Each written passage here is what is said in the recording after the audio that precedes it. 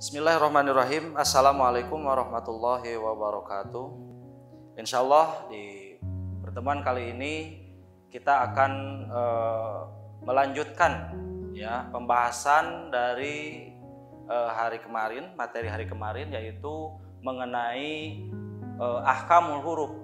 Ahkamul huruf yang pertama yaitu ahkamun nuni wa tanwin, yaitu hukum nun, sukun dan tanwin. Ya. Yang pertama di pembahasan kemarin, hukum nun, sukun dan tanwin itu terbagi menjadi 4 bagian. Ya, yaitu yang pertama adalah hukum idhar.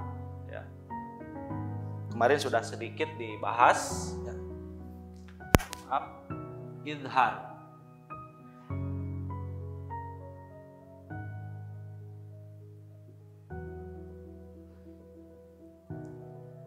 Yang mana idhar ini kalau kita artikan, ya, idhar artinya adalah al-bayan.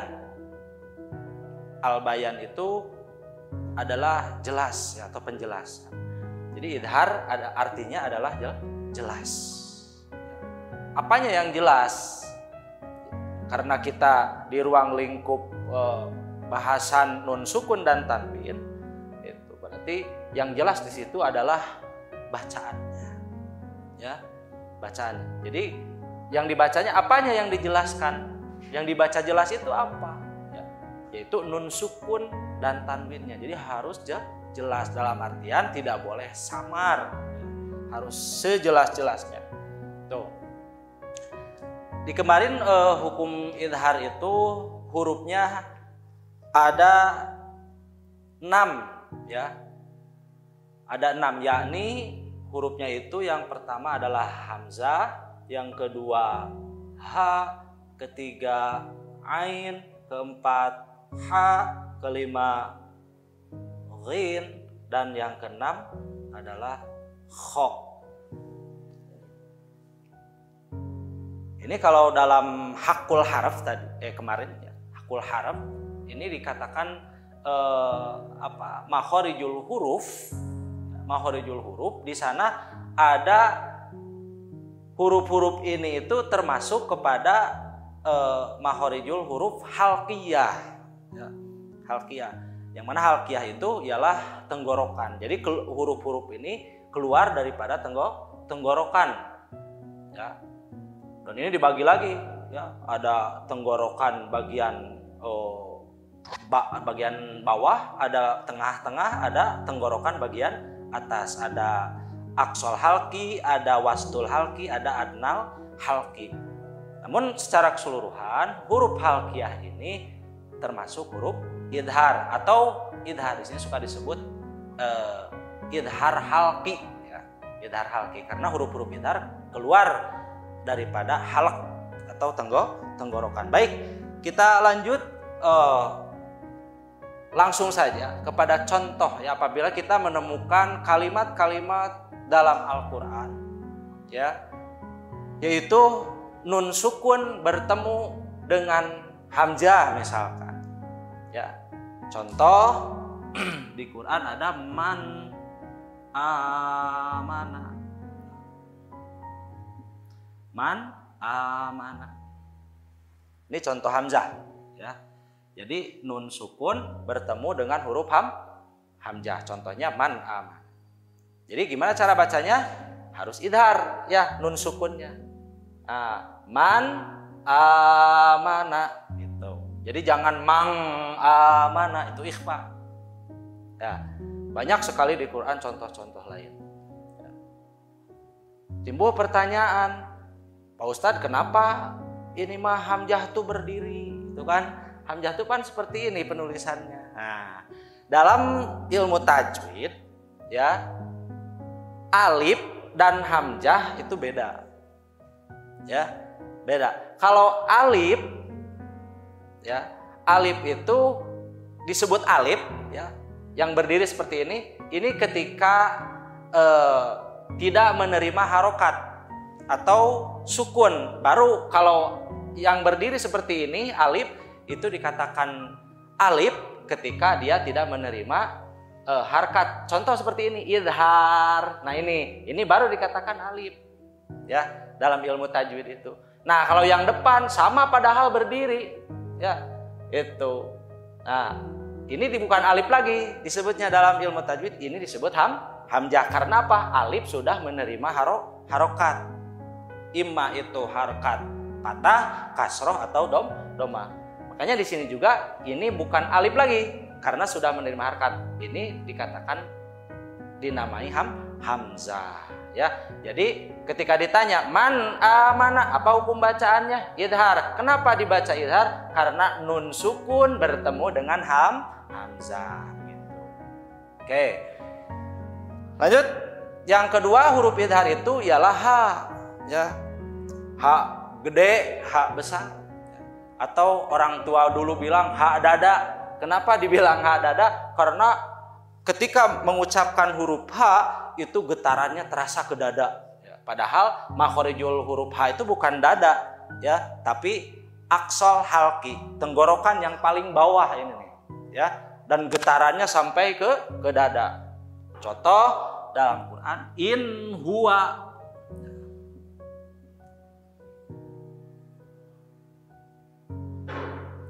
Wa ma yantiqu anil hawa in huwa illa wahyun yuha. In huwa.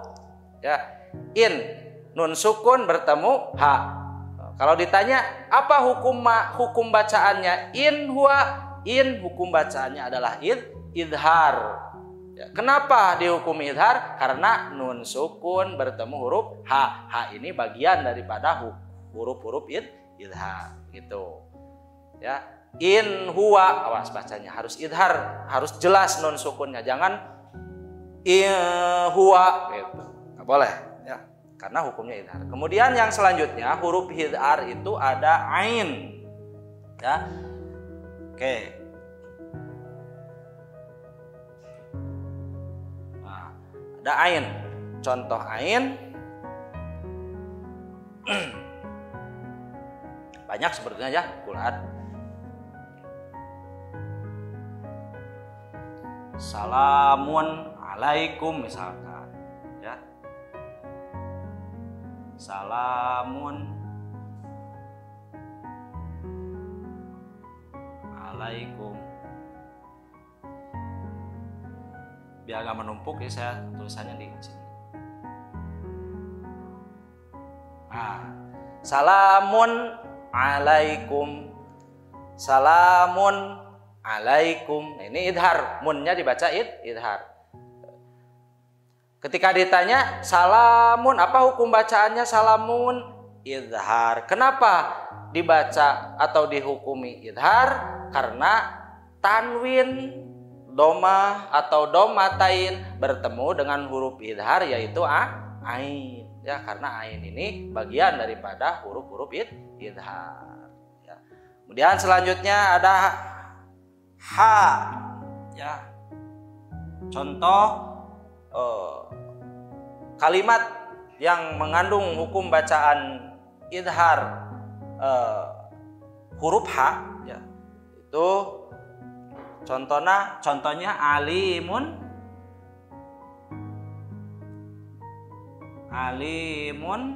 hakim misalnya, ya.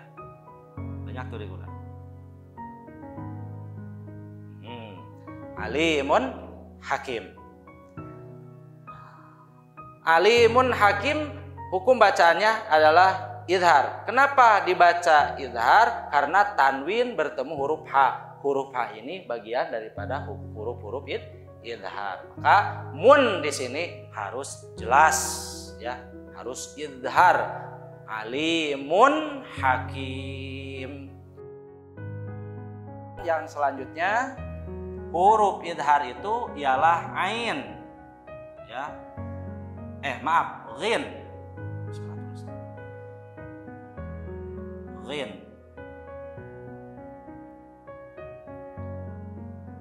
Contoh kalimat yang mengandung hukum bacaan idhar ghin yaitu min ghillin misalnya. Min ghillin. Ya. Ketika ditanya min ghillin, apa hukum bacaannya? Idhar. Kenapa dibaca idhar? Karena nun sukun bertemu huruf idhar yaitu ghin. Bagaimana cara bacanya? Min ghillin. Tuh, ya, jadi jelas nun sukunnya itu harus dibaca jelas. Baik, selanjutnya yang terakhir huruf idhar yang terakhir yaitu kho. Ya. Contoh kalimat yang mengandung bacaan idhar yang huruf idharnya kho. Contoh min khairin, ya.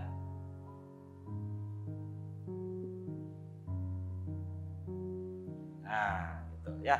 Min khairin, ketika ditanya min khairin apa hukum bacaannya? Idhar. Kenapa dibaca idhar? Karena nun sukun bertemu huruf kho. Karena kho ini bagian daripada huruf-huruf idhar.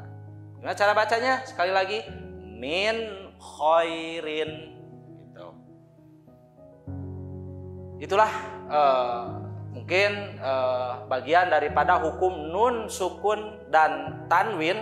Yang nomor bagian pertama ialah hukum idhar, yang mana idhar ini hurufnya ada 6 dan tadi contohnya sudah disampaikan. Mudah-mudahan kita semua memahaminya. Itu saja yang bisa disampaikan untuk pembahasan kali ini. Alhaqqu min rabbikum. Wassalamualaikum warahmatullahi wabarakatuh.